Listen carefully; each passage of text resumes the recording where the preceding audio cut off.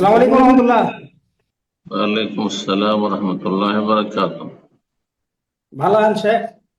জি আলহামদুলিল্লাহ। প্রশ্ন?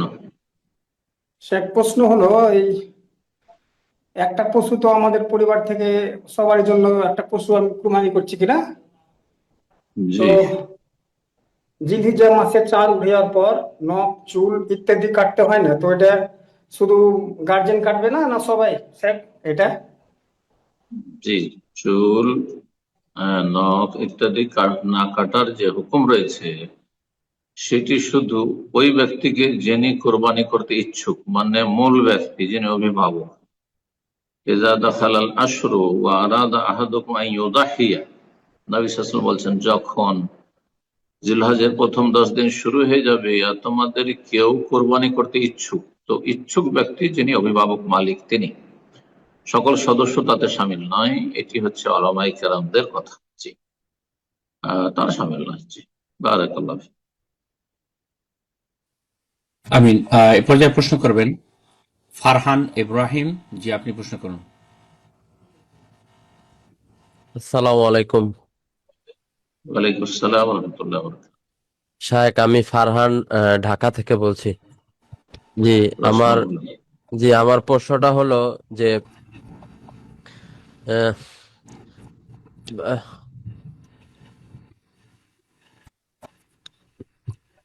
আমার এখানে একটু আজান হচ্ছে, আমাকে কি একটু পরে সুযোগ করে দেওয়া যায়? ঠিক আছে, ইনশাল্লাহ আপনি পরবর্তীতে প্রশ্ন করেন। জি, আমরা আরেকজনকে সুযোগ করে দিচ্ছি। আপনি লোয়ার হ্যান্ড করেছেন। এনিওয়ে, তো ইনশাল্লাহ এ পর্যায়ে প্রথম প্রশ্ন করবেন। প্রথম প্রথম কথা, আজান শোনা আর আজানের জবাব দেওয়া কোনো ওয়াজিব কাজ নয়। তার চাইতে বেশি গুরুত্বপূর্ণ আপনার প্রশ্ন করে না। কথা বোঝা গেছে? এগুলো ভুল। এইদিকে আপনি প্রশ্নের জন্য ডিস্টার্ব করে আবার এইদিকে তারপর বলে আজান শুনি আজানের জবাব দিই, এগুলি দিন সম্পর্কে সঠিক জ্ঞান নয়। জি, আপনার এলম শিক্ষা আপনার আমল, নফল সুন্নত আমলের সাথে বেশি গুরুত্বপূর্ণ। বারাকাল্লাহ। আমিন। এ পর্যায়ে প্রশ্ন করবেন আনসার। জি, আপনি প্রশ্ন করুন।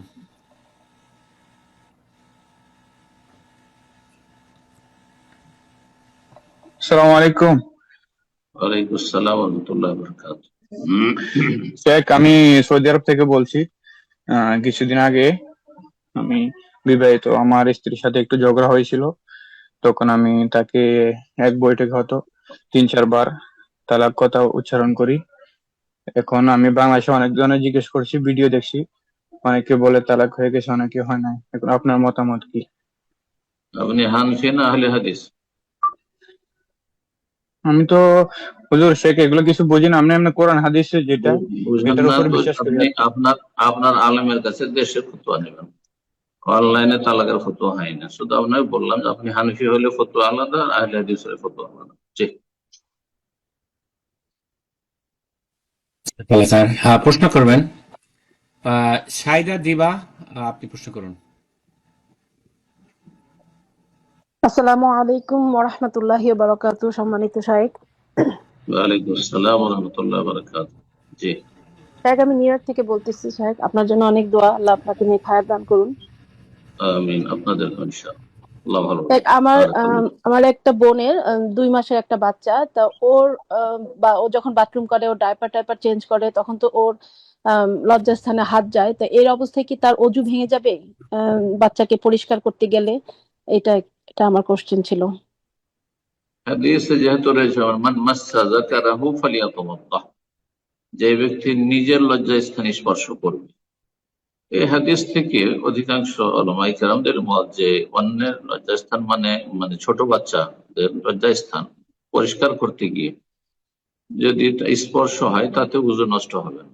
তারপরে ওযু নষ্টের বিষয়টি বড় ইখতিলাফি বিষয়। জি, সেটা স্বাভাবিক স্পর্শে ওযু নষ্ট হয় নাকি কাম ভাবনে স্পর্শ করলে ওযু নষ্ট হয়, এগুলো বিভিন্ন মত রয়েছে। যার ফলে ভুক্তভোগী যারা দিনে বহুবার ওযু করার পরেই সাথে সাথে হয়তো বাচ্চার লজ্জা স্থানে হাত দিতে হচ্ছে পরিষ্কার পরিচ্ছন্ন করার জন্য, ধোয়ার জন্য, তো এই ক্ষেত্রে ওযু নষ্ট হবে না আশা করি। আল্লাহু আ'লাম।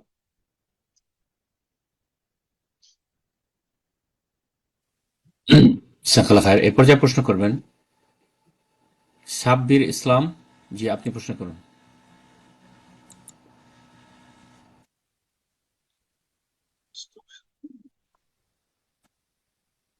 জি, আপনার ডিভাইসটা আনমিউট করে নিন, প্রশ্ন করুন। সাব্বির ইসলাম, জি। আসসালামু আলাইকুম রহমতুল্লাহ বারাকাতু। ওয়ালাইকুম আসসালাম রহমতুল্লাহ বরকাত। শেখ, আমি জি খুলনা বলেন, বাংলাদেশ থেকে বলছি। প্রশ্ন বলেন। শেখ, আহ, ভারতে যে মুসলিমদের নিয়ে বর্তমানে যেই মানে সমস্যাটা চলছে, তো হুম, বাংলাদেশের যেই ইসলামিক সংগঠনের মানে আমাদের যে প্রতিবেশী ভাইয়েরা আছে তারা বলে যে মানে ইসলাম ভারতে যে মুসলিমদের যে নির্যাতন হচ্ছে এই বিষয়ে তোমরা আহলে হাদিসরা চুপ কেন? তো এই হুম। বিষয়টা নিয়ে কি কি বলবেন করবে? শেখ? রাস্তায় রাস্তায় চিল্লিয়ে লাভ আছে? ইসলামকে মিছিল করা শিখিয়েছে, মিছিল করে কোনো সমাধান হয়েছে? নিজের দেশের যে সমস্যাগুলি রয়েছে, আপসের অন্যায় রয়েছে, জুলম অত্যাচার রয়েছে, এগুলির কি কোনো সমাধান হচ্ছে? ন্যায় বিচার পাওয়া যাচ্ছে? কয়েকদিন মিছিল করে বিক্ষোভ করে চিল্লে তারপর ঠান্ডা পড়ে যাচ্ছে, আবার নতুন ইস্যু চলে আসছে। এই গণতান্ত্রিক পদ্ধতিতে যতগুলি কার্যক্রম রয়েছে সবগুলি ইসলাম বিরোধী, কোনটা ইসলাম সমর্থন করে না। আপনি ওখান থেকে চিল্লে চেঁচামেচি করে করবেনটা কি? প্রতিবাদ করছি, আপনার প্রতিবাদকে শোনে। ইসলামের তরিকে ফিরে আসতে হবে, আল্লাহর দিনে দিয়ে ফিরে আসতে হবে, এবং আল্লাহর যে নির্দেশ দিয়েছেন সেসব নির্দেশ পালন করতে হবে। আল্লাহ তৌফিক দান করুন। জাযাকুমুল্লাহ। আমিন। প্রশ্ন করবেন ফারহান ইব্রাহিম, জি, আপনি প্রশ্ন করুন। জি, আসসালামু আলাইকুম শেখ। ওয়ালাইকুম আসসালাম রহমতুল্লাহ বারাকাত। জি জি, জি বলেন। শেখ, আমি ফারহান ঢাকা থেকে বলছিলাম। আমার প্রশ্নটা হলো যে আল্লাহর নামে ওয়াদা করা আর আল্লাহর নিকট ওয়াদা করা দুটা কি একই জিনিস? আহ, আল্লাহর নিকট আমরা সচরাচর যে ওয়াদা করি সেটা যদি ভঙ্গ হয়ে যায়, সেক্ষেত্রে কি নর্মাল যে সূরা মায়েদায় কসমের কাফারার বিধানটা আছে সেটা কি কার্যকর হবে? কসম করলে কসম, আর যদি ওয়াদা করেন তো ওয়াদা খেলাফি যদি করেন তো আপনি আল্লাহর সাথে ওয়াদা, আল্লাহর নামের আপনি অবমাননা করেছেন। ওমা কাদারুল্লাহ কাকাদরিহি, আল্লাহর নামে ওয়াদা করেন অথবা আল্লাহর সাথে ওয়াদা করেন, এই ওয়াদার কোনো যদি মূল্য না রাখেন অথচ সেটা আপনার পক্ষে পুরা করা সম্ভব, তাহলে অবশ্যই কাবিরা গুনাহ। কারণ কাফারা, আপনি তো আর কসম করেন যে কাফারার কথা বলুন, কথা বোঝা গেছে? যদি আপনি কসম করে থাকেন, আল্লাহর কসম করে বলছি, তাহলে তখন সেটা ভঙ্গ করলে কাফারা আছে।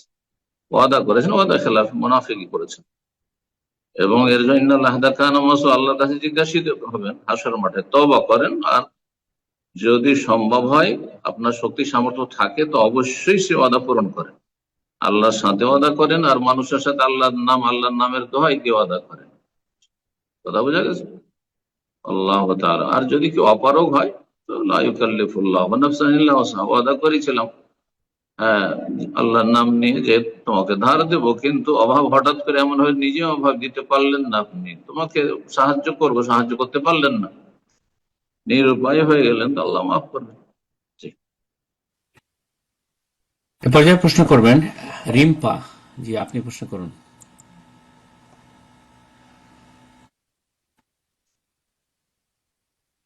রিম্পা, আপনার ডিভাইসটা আনমিউট করে নিন, প্রশ্ন করুন। জি। আসসালামু আলাইকুম শেখ, আমি বাংলাদেশ থেকে বলছি। ওয়ালাইকুম আসসালাম রহমতুল্লাহ বরকাত।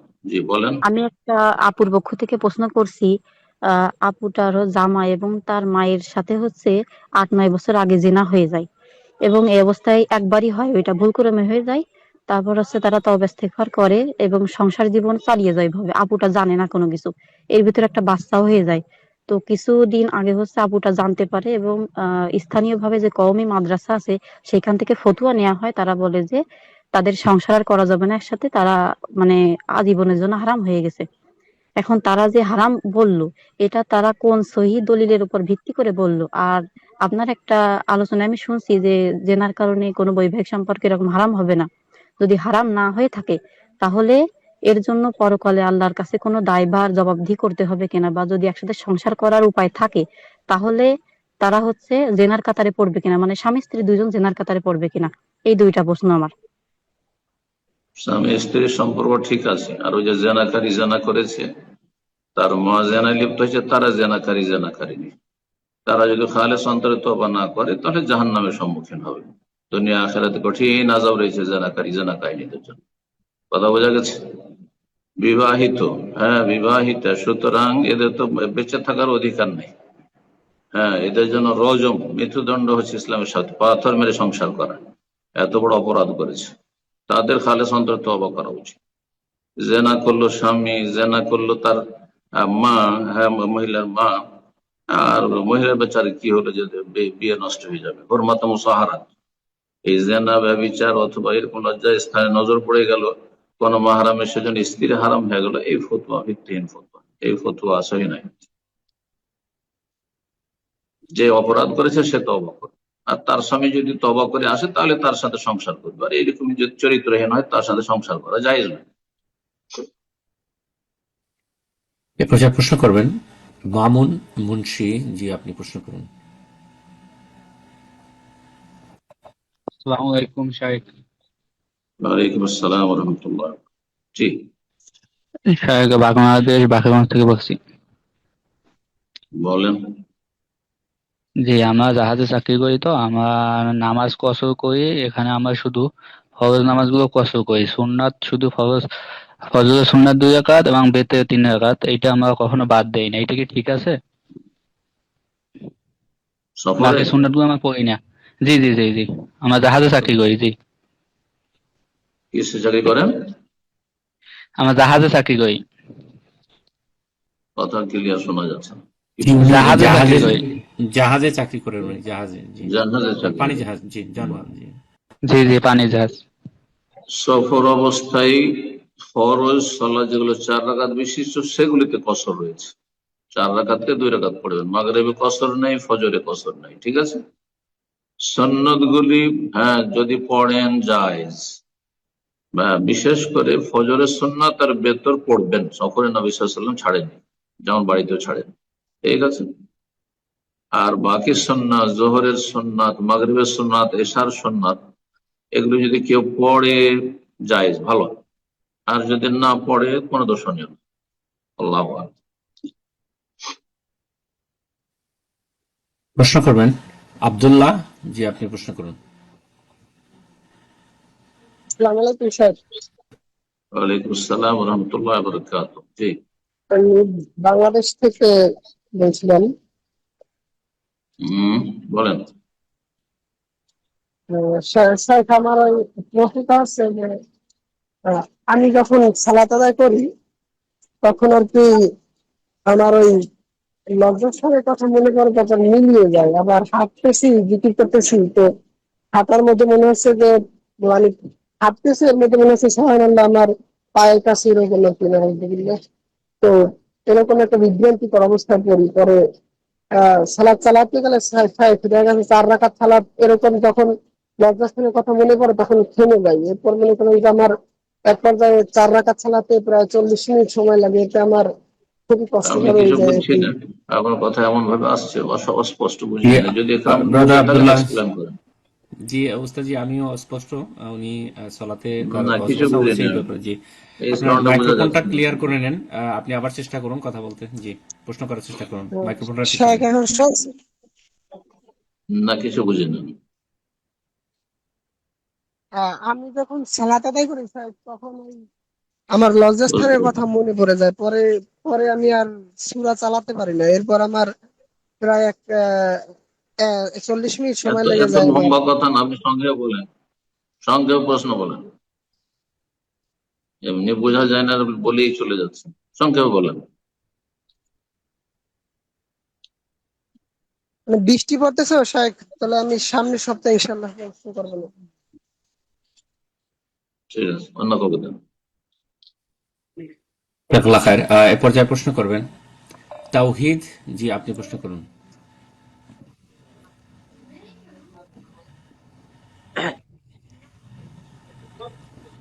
আসসালামু আলাইকুম শাহেখ। ওয়ালাইকুম আসসালাম ওয়া রাহমাতুল্লাহি ওয়া বারাকাতুহু। বাংলাদেশ নরসিংদী থেকে বলতেছি। প্রশ্ন। শাহেখ, বর্তমান যুগে আসলে আমাদের যে জেলা, আমরা যে জায়গায় থাকি, আশেপাশে অনেক ফিকে হানাফি, তাদের মন্তব্য অনেক ভুল আছে। এখন সেই ক্ষেত্রে আমরা সঠিক আকিদাগত ভাবে ইউটিউব থেকে অথবা অনলাইন থেকে যে বিভিন্ন মক্কা মদিনার শাইখদের কাছ থেকে যেই সব বয়ান শুনে থাকি, ওই সকল ভাবে কি আমরা নিজস্ব ভাবে আমল করতে পারবো, অথবা আমরা কোথা থেকে সহি ভাবে আমল শুনে অথবা আমরা জ্ঞান অর্জন করব? কোরআন সুন্নাহর আলেমদের কাছ থেকে শিখবেন, সরাসরি শেখা সম্ভব হয় সবচেয়ে ভালো। আর তার সাথে আপনি অনলাইনে শিখেন, আর সরাসরি শেখা সম্ভব না হয় তো সোশ্যাল মিডিয়াতে যেসব বক্তব্য, পূর্ণ বক্তব্য আছে, আলোচনা আছে, সেগুলো থেকে এলেম শিখবেন, কাটিং থেকে না। 2 মিনিট 3 মিনিট শুনলেন সুবিধাবাদী, আর তারপরে মনে করলেন যে ইসলাম শিখে নিলাম, না, অসম্পূর্ণ। শিখা যথেষ্ট না।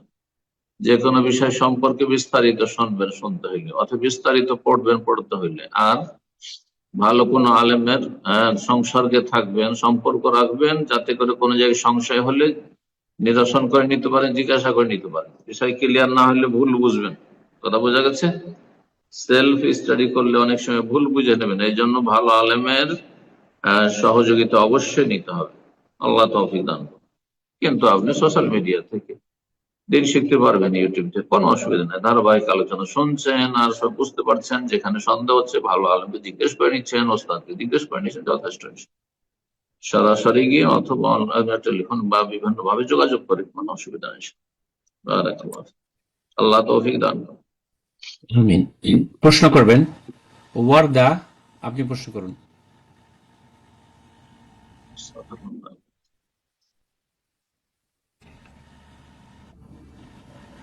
জি, আপনার।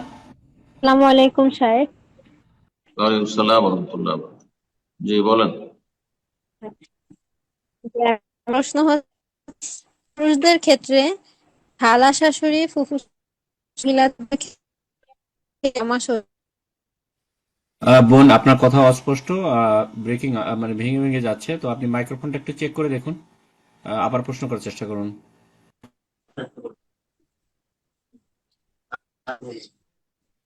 আচ্ছা, হচ্ছে এখন শোনা? জি, আপনি চেষ্টা করুন, দেখি সে বুঝতে পারেন কিনা। আচ্ছা, আমার প্রশ্ন হচ্ছে, ফুফু শাশুড়ি পুরুষদের ক্ষেত্রে আর মহিলাদের ক্ষেত্রে চাচা শ্বশুর, মামা শ্বশুর, ওনারা মাহারাম কিনা? চাচা শ্বশুর, মামা শ্বশুর মাহারাম কিনা? না, মাহারাম না। আপনার স্বামীর চাচা, তাই না? আপনার স্বামীর মামা, আপনার মাহারাম না। আপনার স্বামী মারা গেলে বিয়ে যায়, যার সাথে বিয়ে যায় সে মাহারাম নয়। প্রশ্ন করবেন এম.আর. ইব্রাহিম, জি আপনি প্রশ্ন করুন।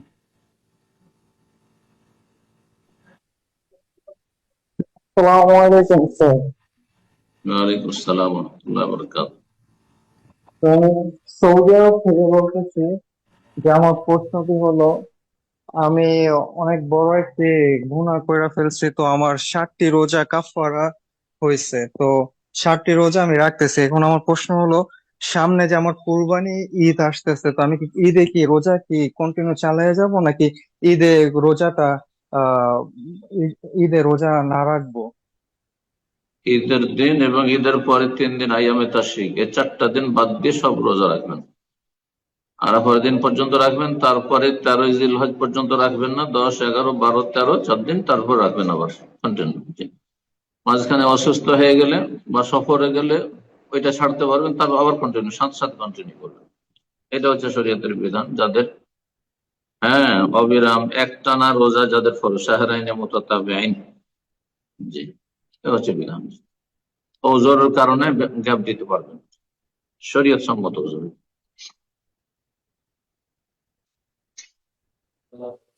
পর্যায়ে প্রশ্ন করবেন ফায়সাল কবির, জি আপনি প্রশ্ন করুন।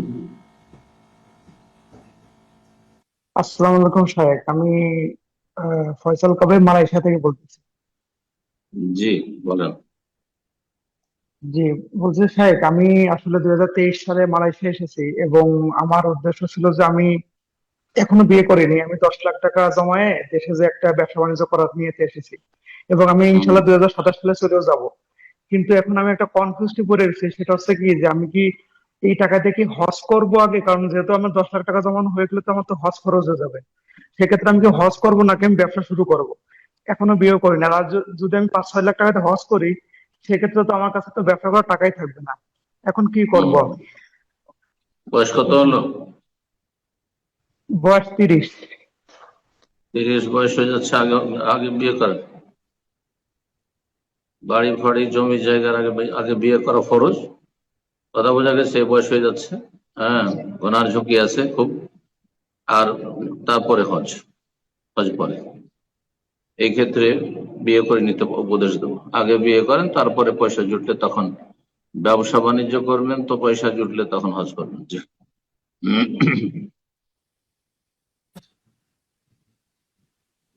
এরপর যা প্রশ্ন করবেন মুখলেস উদ্দিন, জি আপনি প্রশ্ন করুন।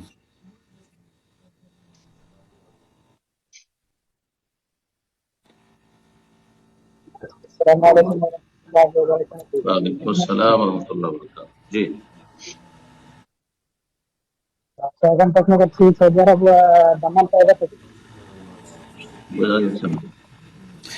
জি, আপনাদের মাইক্রোফোন গুলো একটু চেক করে নিন ইনশাআল্লাহ। আপনার কথা অস্পষ্ট, একটু মাইকটা কাছে নিয়ে কথা বলুন। শাহেখ এখন শোনা যাচ্ছে? বলেন। আমি সৌদি আরব দাম্মাম তাইবা থেকে বলছি। বলেন প্রশ্ন। আমার প্রশ্নটা হচ্ছে কি, ওই আকিকা দেওয়ার জন্য যে পশুটা কি বয়স 1 বছরের উপরে হতে হবে নাকি এর থেকে কম বয়স হলে হবে? আর যে যদি মেয়ে ছেলে যদি জন্ম হয় তাহলে পরে বাবার নাম যদি নামের সঙ্গে যুক্ত করতে হয় তাহলে ওইটা কি আগে বাবার নাম আসবে নাকি পরে বাবার নাম আসবে? মানে আকিকা করার সময় বাবার নাম নাকি? না শেখ, না এমনি মেয়ের নামের আগে পিছে বাবার নাম যদি লাগাইতে হয় না, তাহলে আর কি। কোনো লাগানোর প্রয়োজন নেই। আপনার সার্টিফিকেট যদি মনে করেন যে বার্থ সার্টিফিকেটের প্রয়োজন আইনগত, তাহলে লাগাবেন, নাহলে কোনো প্রয়োজন নেই।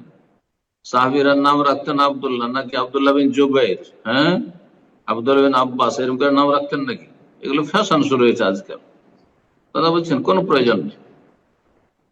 ঠিক আছে। আর বাকি আকিকার জন্য ওলামারা বলছেন যে আকিকার পশুর বয়স ওই রকমই হবে যেমন হচ্ছে কোরবানির। যেমন কোরবানি, ক্ষেত্রে অনেকে ভুল করে থাকেন, আল্লাহ মাফ করুন যারা না জানতে ভুল করেছেন। তো কথা হচ্ছে যে 1 বছর বয়স যদি আপনি চান যে আকিকা সহি শুদ্ধ হোক, তাহলে আপনি আকিকা ওই রকমই করবেন যেমন কোরবানির পশু। আকিকা সুন্নাত, যদি পারেন করবেন, তার চেয়ে গুরুত্বপূর্ণ কাজ থাকলে আকিকা করবেন না। ঋণ কর্জা আছে, ঋণ কর্জা পরিশোধ করেন, আকিকা দেবেন না। জি। বারাকাল্লাহ। প্রশ্ন করবেন হাবিবুল চৌধুরী, জি আপনি প্রশ্ন করুন। আসসালামু আলাইকুম ওয়া রাহমাতুল্লাহি ওয়া বারাকাতুহু। ওয়ালাইকুম আসসালাম ওয়া রাহমাতুল্লাহি ওয়া বারাকাতুহু। জি। ভালো আছেন? জি বলেন, প্রশ্ন কোথা থেকে? আমি মুর্শিদাবাদ থেকে বলছি, লালগোলা। প্রশ্ন বলেন। আমার প্রশ্ন হলো যে কিছুদিন আগে আমার একটা দিনু ভাই বলেছিল যে আমরা ওষুধের ব্যবস্থা করি। তো ওষুধে ও বলেছিল যে ওষুধ আমরা ঢুকাবো, এত টাকা দিলে 50-50 আমাদের লাভ থাকবে, তার পরিশ্রম থাকবে, আমাদের পয়সা থাকবে, টাকা। তো নেওয়ার পরে প্রায় প্রশ্ন মিনিমাম বুঝতে ম্যাক্সিমাম পারলাম আমাদের। না, এত লম্বায় বুঝছেন ওনার কথা? জি জি, আপনার কথা সে ঠিকভাবে বুঝতে পারছেন না, আপনি শুরু আমি থেকে বলুন বুঝতে এবং চাই, আপনি সংক্ষিপ্ত বুঝলেও আকারে চলবে। প্রশ্ন করার চেষ্টা করুন। জি, সংক্ষিপ্ত ভাবে প্রশ্ন করার চেষ্টা করুন। কথাটা যেন বাড়ি খাচ্ছে, বোঝা যাচ্ছে না। জি প্রশ্ন এখন বুঝতে পারছেন স্যার? এখন বুঝতে পারছি। হ্যাঁ, আমার প্রশ্ন হলো যে কিছুদিন আগে আমার একটা দিনী ভাই, তাদের ওষুধের দোকান আছে, ওষুধের দোকানে সে মানে বলেছে যে তোমরা যদি আমাদের টাকা দাও তাহলে আমরা ওষুধ ঢোকাবো পাইকারিতে, তো আমাদের 50-50 লাভ থাকবে। তা আমাদের টাকা হুম, আর তার হুম, পরিশ্রম তো হুম, ম্যাক্সিমাম 3 মাস টাইম নিয়েছে। তারপরে 3 মাস পরে হয়তো টাকা দেওয়ার সময় বলছে যে আমি সেই টাকাটা এতে লাগাইনি, হ্যাঁ, ওই ওষুধে লাগাইনি, অন্য কাজে লাগিয়েছে, তো ওষুধ টাকাটা নিয়ে পালিয়ে গেছে। তো আমাদের যে 50-50 যে মানে বিষয়টা ছিল, সেটা এখন কি করবে, মানে আমরা তো জানি না যে তাই সে ওষুধে লাগিয়েছে কি অন্য জায়গায় দিয়েছে কি কে নিয়ে পালিয়ে গেছে, এই বিষয়টা আমরা অবগত নেই। কিন্তু সে এখন বলছে হুম, পয়সা দেওয়ার সময় যে আমরা অন্য কাজে দিয়েছিলাম, তো আমাদের লস হয়ে গেছে, পালিয়ে গেছে কে নিয়ে পয়সাটা। তো এখন হুম, করণীয় কি, আমাদের সেই আসল পয়সাটাই নিবো, না তার যেটা 50-50 মানে ই ছিল, চুক্তি ছিল, হুম। সেটাই নিবো? একটু জানাবেন। আসসালামু আলাইকুম। তার মধ্যে মোনাফিকি রয়েছে।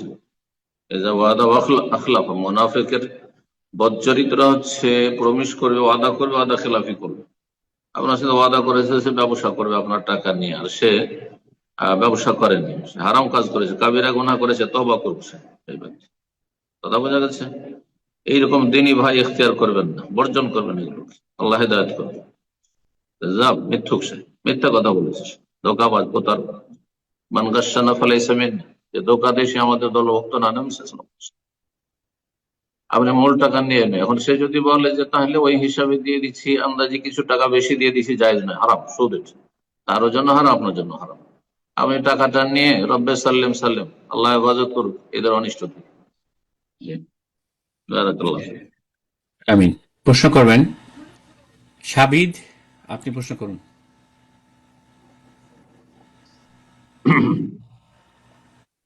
জি সাবিদ, জি আপনার ডিভাইসটা আনমিউট করে নিন, প্রশ্ন করুন।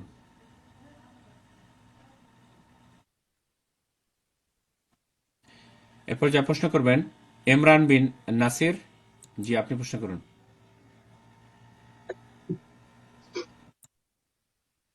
ইমরান বিন নাসির, ডিভাইসটা আনমিউট করে নিন, প্রশ্ন করুন।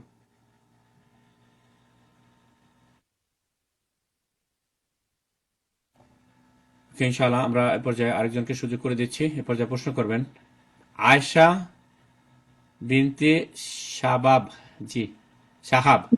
আসসালামু আলাইকুম রহমতুল্লাহ বারকাতুহু। জি, আমি কানাডা থেকে আয়শা বলছি। যে জি, ওস্তাদ বলেন।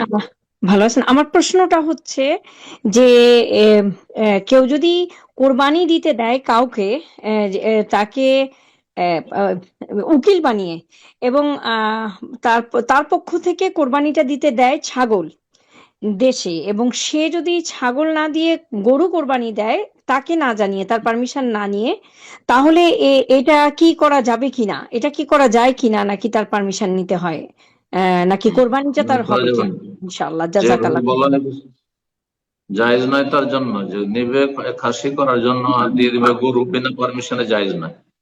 যিনি ওকিল, তার যে দায়িত্ব তাকে ন্যস্ত করা হয়েছে, তার অতিরিক্ত কোনো কিছু খেয়াল খুশি করা মোটেই জায়েজ নয়, একমাত্র তার অনুমতি ক্রমে, অনুমতি নিয়ে, যে ঠিক আছে আপনি তো বলছিলেন খাসি, কিন্তু এই টাকাতে গরু হয়ে যাচ্ছে, তো আমি কি দিতে পারি? যদি বলেন হ্যাঁ দাও, তাহলে ঠিক আছে।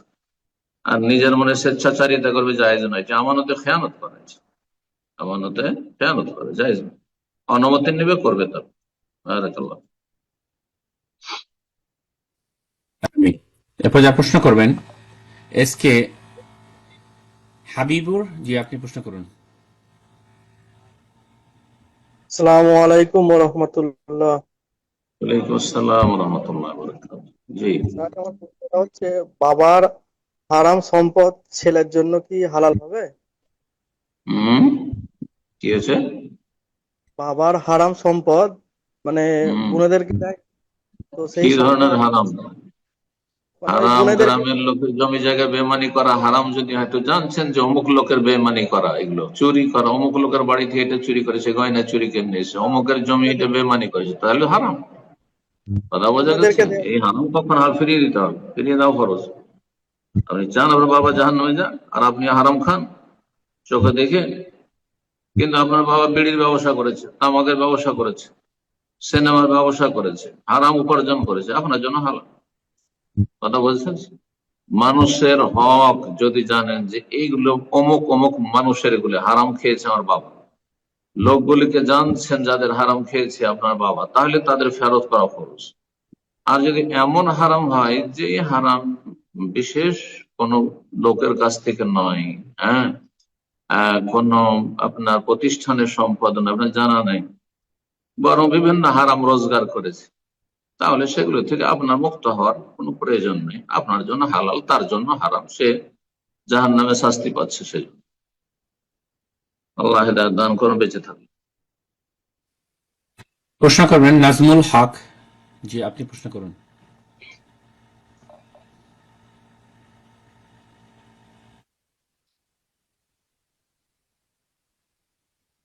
নাজমুল হক, যে আপনার ডিভাইসটা আনমিউট করে নিন, প্রশ্ন করুন।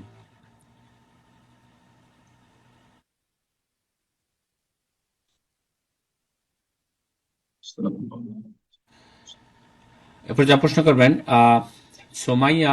জি, আপনি প্রশ্ন করুন।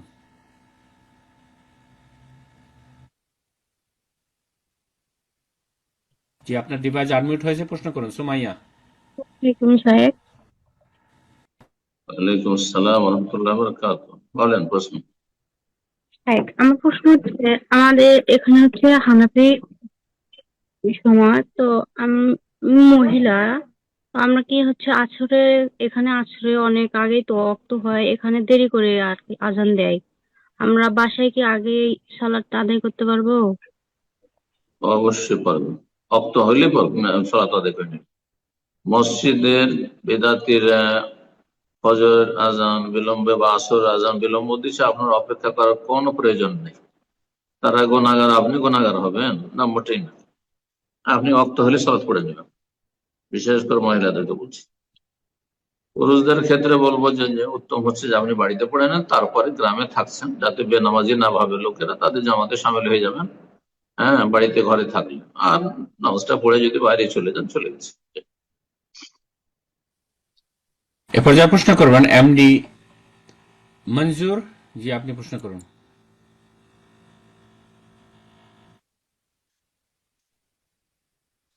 এমডি মঞ্জুর, ডিভাইস আনমিউট। জি, আপনি প্রশ্ন রহমতুল্লাহ। করুন। আসসালামু আলাইকুম। জি,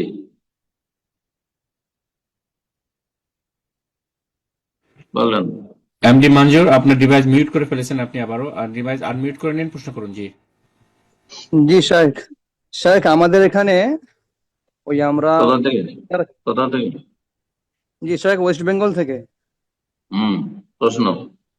জি শেখ, আমাদের এখানে আমরা ওই পূজার চাঁদা দিতে বাধ্য হই, তো এই জায়গায় দাঁড়িয়ে শেখ আমরা কি ওই ব্যাংকে সেভিংস অ্যাকাউন্ট খুলে ওখান থেকে ইন্টারেস্টের টাকাটা ইচ্ছাকৃতভাবে একটু বেশি ফিক্সড ডিপোজিট করে হোক, যেভাবে হোক ওই টাকাটা, যেহেতু আমাদের চাঁদাটা আমরা দিতে বাধ্য হই প্রতি বছরই, তো ওই টাকাটা ইন্টারেস্টের খাত থেকে দেওয়া যাবে কিনা ইচ্ছাকৃতভাবে? লাখ লাখ টাকা চাঁদা দিয়ে কাফেরকে খুশি করবেন আপনি?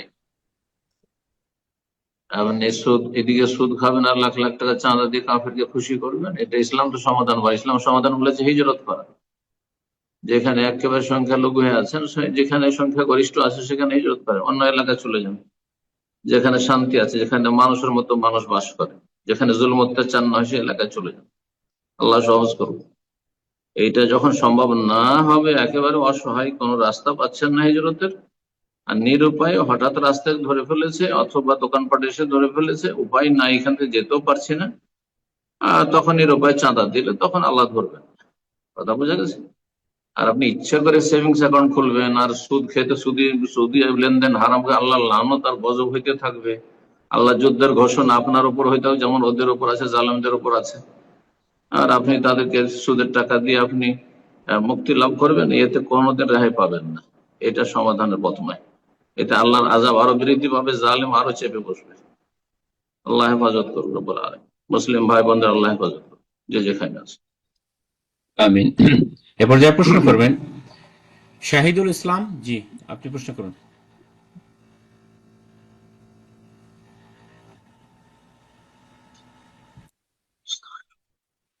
জি, আপনার ডিভাইসটা আনমিউট করে নিন, প্রশ্ন করুন শাহিদুল ইসলাম। আসসালামু আলাইকুম রহমতুল্লাহ। ওস্তাদজি, আমি বাংলাদেশ দিনাজপুর থেকে বলতেছিলাম। ওস্তাদজি, আমার প্রশ্নটা হচ্ছে, কথা শোনা যাচ্ছে ওস্তাদজি? ওস্তাদজি, আমার প্রশ্নটা হচ্ছে, আমি একজন প্রফেশনাল গাড়ির ড্রাইভার, তো আমি এই হালাল রুজির ক্ষেত্রে দেখা যাচ্ছে বাসে যদি আমি সঠিক বেতনটা নেই, বা আমি যখন ট্রাক চালাইতাম তখন যদি সঠিক বেতনটা নেই, এতে আমার পরিবার, আমার সংসার চালাতে অনেক কষ্ট হয়। তো সেই ক্ষেত্রে আমার করণীয়টা কি? আপনার করণীয় হচ্ছে ওই যে চাকরিতে আপনার পোষাচ্ছে না ছেড়ে দিয়ে অন্য রোজগার করবেন, আল্লাহর কাছে দোয়া করবেন, অন্য রোজগার তলাশ করবেন। এই ক্ষেত্রে এই নয় যে আমার সংসার যেহেতু চলছে না, অল্প বেতন দিচ্ছে, আমি চুরি করা শুরু করবো না, হারাম কাজ। জি, চুরি করা, হ্যাঁ, বেইমানি করা, আত্মসাৎ করা, এগুলি আপনার সমস্যা সমাধান নয়। সমস্যার সমাধান হচ্ছে আল্লাহর কাছে রিজিক তলব করা, আল্লাহর কাছে বরকত চাওয়া, যে আল্লাহ তুমি রিজিক দাও, তো আমার এটা যথেষ্ট হচ্ছে না, আল্লাহ ভালো কাজের ব্যবস্থা করে দাও। জি, দোয়া করেন, আল্লাহ সব দেনে বলা। ন্যায় পথ অবলম্বন করেন, অন্যায় পথ অবলম্বন করবেন না। আল্লাহ হেফাজত করুন, বরকত দান করুন। আমিন। এ পর্যায়ে প্রশ্ন করবেন রুমি রুমি আপনি প্রশ্ন করুন।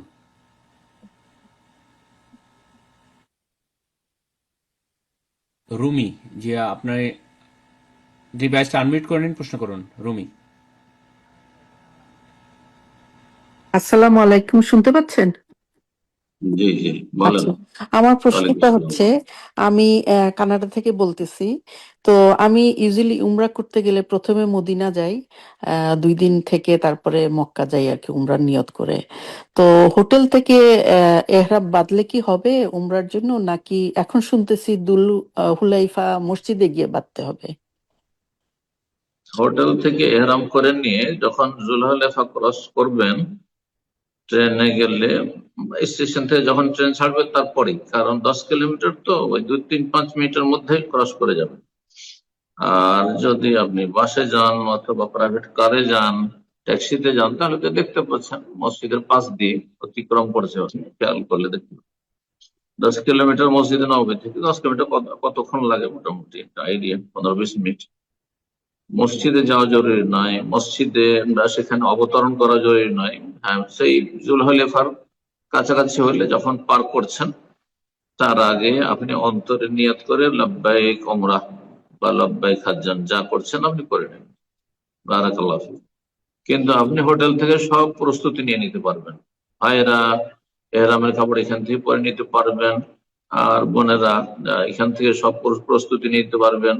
গোসল করতে চান গোসল করতে পারবেন, যে পুরো প্রস্তুতি রয়েছে এহরামের জন্য সব হোটেল থেকে করে নিতে পারবেন। শুধু নিয়তটা ওই মিকাতের কাছাকাছি গিয়ে করবেন, এটা হচ্ছে সুন্নাহ। জি। এ পর্যায়ে প্রশ্ন করবেন মাহমুদুল হাসান বিন রবিউল। জি, আপনি প্রশ্ন করুন। আসসালামু আলাইকুম রহমতুল্লাহি ওয়া বারাকাতুহু। শেখ, আমি বাংলাদেশের ওয়ালাইকুম দিনাজপুর আসসালাম থেকে ওয়া বলছি। রাহমাতুল্লাহ। বলেন শেখ, প্রশ্ন। আমার প্রশ্ন হচ্ছে যে আমরা অনেক আগে থেকে, ছোট থেকে জাকির নায়কের যুক্তিভিত্তিক ভিডিও দেখে অভ্যস্ত। তো আগে অনেক ভালোই লাগতো, কিন্তু সম্প্রতি সময়ে আমি লক্ষ্য করেছি যে শেখ সালেহ আল ফাওজান, পাকিস্তানের হচ্ছে আমাদের শেখ তৌসিফুর রহমান সহ অনেকে অনেক কঠোরভাবে উনাকে রদ করেছেন। তো উনাকে কি আমরা সহিহ আকীদার আলেম হিসেবে নিতে পারি, যেহেতু উনার কাছ থেকে মানহাজগত অনেক বিভ্রান্তি পাওয়া যায়? উনি সহিহ আকীদার অনেকটা কাছাকাছি এসেছিলেন, কিন্তু যুগের আবর্তন বিবর্তনে ওনার ইখওয়ানিয়ত প্রকাশ পাচ্ছে। কথা বোঝা গেছে? তো যদি কারো এরকম ইলমি যোগ্যতা থাকে যে তার ভালো কথাগুলি বাছাই করতে পারবে, অমুসলিমদের দাওয়াতের ক্ষেত্রে বিশেষ করে তার উপকৃত হতে পারে। কিন্তু মুসলিমদের সমস্যার সমাধানের ক্ষেত্রে তার কাছ থেকে ফতোয়া নেওয়া যায় না। তার সাথে যোগ্য যোগ্য আলেম মুসলিম উম্মাই রয়েছে, ভারত, বাংলাদেশ, পাকিস্তানে। সুতরাং একজন দুনিয়ার লাইনে শিক্ষিত মানুষ, যিনি ইসলাম শিখেছেন অন্য মাধ্যম দিয়ে, তার কাছ থেকে ফতোয়া বা শরীয়তের মাসলা মাসাইল নেবেন না, আকীদা মোটেই নেবেন না তার কাছে। কথা বোঝা গেছে? আকীদার ক্ষেত্রে তিনি নির্ভরযোগ্য নন, কিন্তু নন মুসলিমদের দাওয়াতের ক্ষেত্রে আপনি তার কাছ থেকে ইলম নিতে চান তো নিতে পারেন। আল্লাহু আ'লাম। প্রশ্ন করবেন ইসলাম। জি, আপনি প্রশ্ন করুন। আস্তাগফিরুল্লাহ। জি, আপনার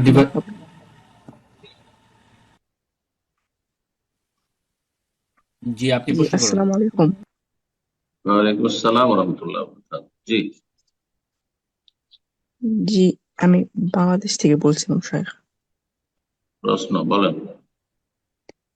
জি, আমি বলতেছিলাম যে আমার কিছুদিন ধরে একটু সমস্যা হচ্ছে। আমি এখন ছোট্ট, ধরতে গেলে আমি এখন বয়স 16 এরকম। তো সমস্যাটা হচ্ছে কি, আমার সবসময় যে শিরক বিষয়ে চিন্তা হয়, মানে এমন একটা চিন্তা আসছে, ধরেন যার ভিতর কোনো শিরকের কোনো প্রশ্নই নেই, তাও মনে হয় শিরক হয়ে যাচ্ছে বারবার, এরকম হচ্ছে। বা গণিত করছি, অঙ্ক করছি, এরকম বারবার মনে হচ্ছে শিরক হয়ে গেল, এমন একটা চিন্তা করছি, যে চিন্তার ভিতরে শিরকের কোনো হওয়ার প্রশ্নই নেই, তাও মনে হচ্ছে শিরক হয়ে গেল, এরকম একটা সমস্যায় পড়ছি। এরকম সমস্যা হতে হতে মানসিকভাবে প্রচন্ড অসুস্থ হয়ে, মানে মানসিকভাবে এবং শারীরিকভাবে অসুস্থ হয়ে পড়ছি স্যার। এই বিষয়ে একটু জানাবেন। কেন অস্বস্তি হচ্ছে?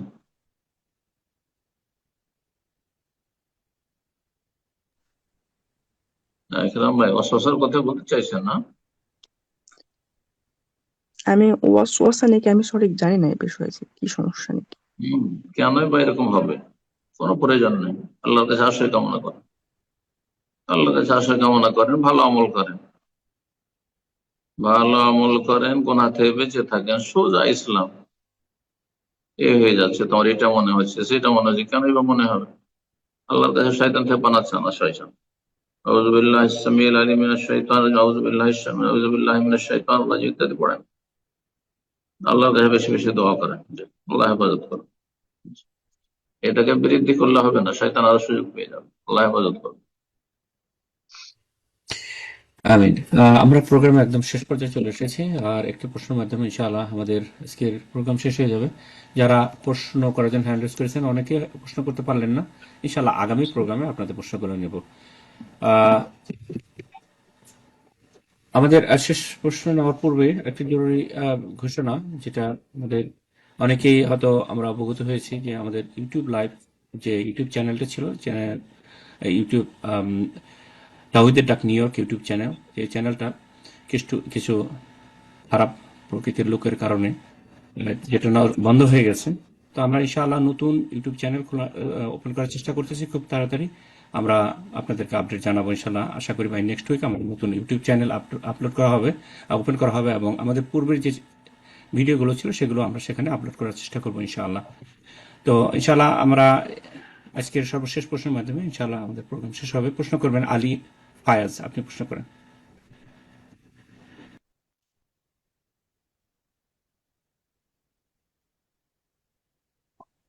আসসালামু আলাইকুম শেখ। ওয়ালাইকুম আসসালাম ওয়া রাহমাতুল্লাহি ওয়া বারাকাতুহু। আমি ফ্রান্স বলেন। থেকে বলছি। শেখ, এখানে আমি দার্সে আমাদের ইমাম সাহেব বললেন যে আমাদের মসজিদ এখানে আপনার ভাড়া করা, এখানে মেরি থেকে মানে সিটি কর্পোরেশন থেকে 5 বছরের অথবা 3 বছরের ভাড়া থেকে আমরা এই মসজিদটা চালাই। তো উনি বললেন যে এটা ভাড়া করা মসজিদ করে নামাজ পড়া নাকি মাকরু। তা উনার কথা হলো আমাদের মসজিদ কিনতে হবে, কোন জায়গা কিনতে হবে, না হলে এভাবে নামাজ আদায় করা মাকরু। এটা কি, এটা সম্বন্ধে জানতে চাচ্ছিলাম। তো রাস্তার পাশে যেগুলো সরকারি জায়গা, খেলার ফিল্ড, সেখানে নামাজ পড়ার হুকুম কি? ওটা মাকরু না? তাহলে জাহেলদের ফতোয়া। বাংলাদেশি কোন ইমাম নাকি?